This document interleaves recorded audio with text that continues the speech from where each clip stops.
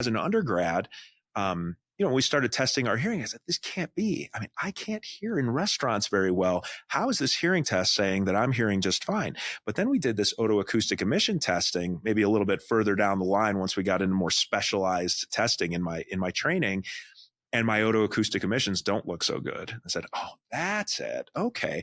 I have some damage, enough to mess up my clarity, but not enough to mess up my volume yet.